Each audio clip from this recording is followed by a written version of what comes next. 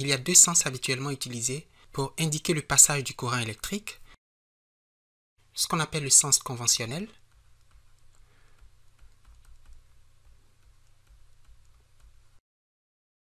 et le sens réel. Alors, dans les deux cas, le champ électrique du générateur est toujours dirigé de la borne plus vers la borne moins. La direction du champ électrique est dans le sens plus vers moins. Okay? Une particule chargée positivement crée un champ électrique dans son voisinage et tel que si on y place une charge négative, les lignes de champ de la particule positive sont orientées plus vers moins.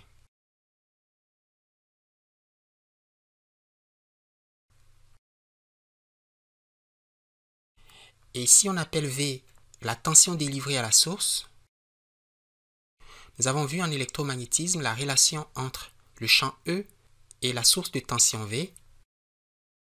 Cette relation nous dit que le champ E est l'opposé du gradient du potentiel V. Et ce gradient, on l'a aussi noté delta renversé et qu'on appelle nabla. Donc, connaissant le potentiel électrique, on en déduit le champ électrique. Et inversement, le champ électrique est lui-même source d'une tension électrique qu'on peut déduire par intégration. Si le potentiel en un point de l'espace se note V de x, y, z, alors le gradient de V, c'est la dérivée partielle de V par rapport à x, la dérivée partielle de V par rapport à y et la dérivée partielle de V par rapport à z.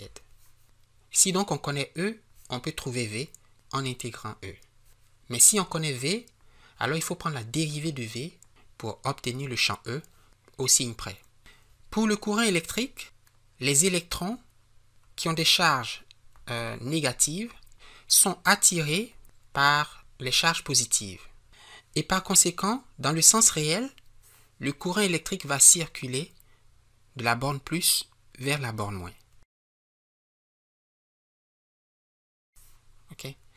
Et on note I, l'intensité du courant électrique, et c'est-à-dire le nombre de charges qui traversent une section fine du conducteur par unité de temps, et la quantité de courant électrique qui traverse cette section en une seconde est mesurée par le taux de variation de la charge électrique par seconde. C'est donc dQ sur dt. Donc si on note Q de t, la quantité de charge au point de cette section, par exemple si je prends cette section, ou encore cette section, ou cette section, ou cette section, la quantité de charge est Q de t à un instant t, et c'est la variation de la quantité de charge en une seconde, disons par unité de temps, qui donne l'intensité du courant électrique. N'est-ce pas? Et quant au sens du courant, il est indiqué comme suit. Ça, c'est le sens réel. Mais par convention, on fait circuler le courant électrique dans le sens opposé au sens réel. Si le courant doit circuler de plus vers moins en réalité, par convention, il circule de moins vers plus. Et c'est ce sens que nous utiliserons dans les calculs. Les électrons se déplacent des potentiels élevés vers les potentiels faibles. On peut donc supposer que la borne plus est à un potentiel plus élevé que la borne moins. Supposons donner un dipôle AB et on se demande quel est le sens du courant dans le dipôle AB. Alors, si l'on connaît la différence de potentiel aux bornes de AB, on peut en déduire le sens du courant. Par exemple, si le potentiel en A est supérieur au potentiel en B, alors